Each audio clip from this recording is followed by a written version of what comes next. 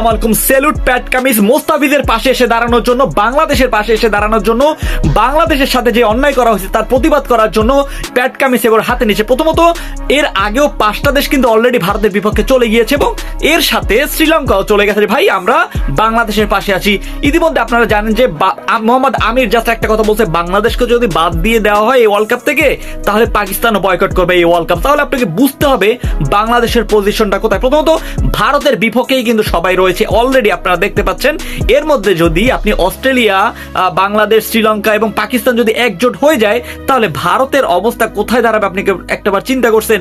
Already Bharat কিন্তু মোস্তাফিজকে আবারও ডাকছিল যে ভাই মোস্তাফিজ আমার ভুল হয়ে গেছে, তুমি প্লিজ ব্যাক করো। সো বাংলাদেশের কথা হচ্ছে ভাই আপনি যেহেতু একবার অপমান করেই ফেলেছেন তাহলে আমি আবার কেন যাব আপনাদের কাছে?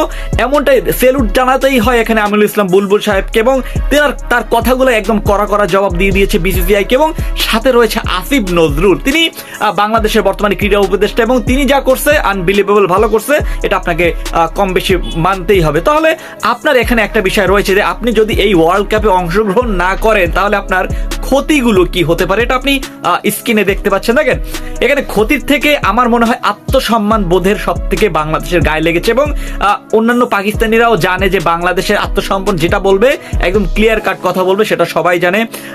একটা কথা আপনাকে এখানে মানতে হবে যে ভাই ভারতের কিন্তু সাবেক যে ক্রিকেটার রয়েছে তারা কিন্তু বাংলাদেশকে নিয়ে যে উল্টা পাল্টা কথা বলে, আপনি এখানে আশুইনের কথা বলতে পারেন, আপনি আকাশ চোপড়া তো সেই প্রথম থেকেই আছে, আপনি হরভজন সিং এর কথাও বলতে পারেন, যারা ইরফান পাঠানের নামটা আপনাকে আনতে হবে, তিনি যাতা ভাই বইলা আসছে এবং ভারতের প্লেয়াররা তারা উল্টা পাল্টা মানে প্রথম থেকেই বলে আসছে একদম। তা আমাদের দেশে সোনার ছেলেরা যারা কিনা কিছু একটা হইলেই ফেসবুকে পোস্ট নিয়ে আসে, মানে উল্টা পাল্টা, মানে যেটা আপনি করার দরকার তখন সেটা করতেছেন না, যেটা করার দরকার না ঠিক সেটা ঠিক করতেছেন। আপনি রুবেল, তামিম ইকবাল এছাড়া আরো অনেকেই রয়েছে, তাদের কোনো একটা মাত্র পোস্ট পাইলাম না যে ভাই দেখো আমাদের সাথে অন্যায় করা হচ্ছে, তোমরা একটু তার প্রতিবাদ করো। তারা কিন্তু তাদের ফেস ভ্যালুটা কিন্তু অনেক ইম্পর্টেন্ট, কিন্তু তারা যদি এই জিনিসটা করতো আমার মনে হয় যে আরো একটু ডেভেলপ হইতো বাংলাদেশের ক্ষেত্রে। তো একটা কথাই বলবো,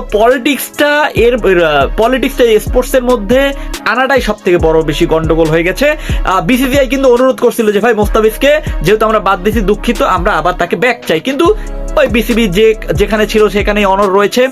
আখের এখানে লাভ লসের যদি হিসাব করতে আসে তাহলে আমি বলবো যে অ্যাজ এ হিউম্যান বিং আপনি যদি অ্যাজ এ বাংলাদেশি আপনি কখনোই চাইবেন না আপনার যদি কোনো সম্মানের ঘাটতি পড়ে যায় তখন আপনি আর ব্যাক করতে চাইবেন না। ঠিক এমনটাই হয়েছে বাংলাদেশের সাথে এবং বাংলাদেশ যেটা করছে সেটা উচিতই করছে। এখন পর্যন্ত স্টিল ওয়েটিং এ আছি, মানে বাংলাদেশের পাশে যে দেশগুলো রয়েছে সব থেকে কাছের যে দেশগুলো সেটা হবে পাকিস্তান, এবং পাকিস্তান আমাদের একদম ছোট মানে বিপদে পড়লেই তারা হয়তো আমাদের কাছে আসে, আমরা গেলে তারা যাবো। সো একটা কথা আপনাকে মানতে হবে, শ্রীলঙ্কা আমাদের পাশে রয়েছে, ইভেন আরো 4-5টা দল রয়েছে, তাদেরকে নিয়ে একলত্য মানে ভারতের অবস্থা কিন্তু 12টা বেজে গেছে অলরেডি। সো আপনাকে এটা অফ করতে হবে, স্বীকার করতে হবে। এখন আমার একটা প্রশ্ন আছে যে ভাই আপনি ভারতে গিয়ে খেলতে চান কিনা একটু কমেন্ট করে জানাই দিবেন তো প্লিজ, একটু কমেন্ট করে যাবেন। তামিম ইকবাল বলেন, রুবেল হোসেন বলেন, এছাড়া আরো অনেকে বলেন, তাদের একটু এই বিষয় নিয়ে কথা বলা উচিত ছিল কিনা প্লিজ কমেন্ট করে জানাই দিবেন। ধন্যবাদ।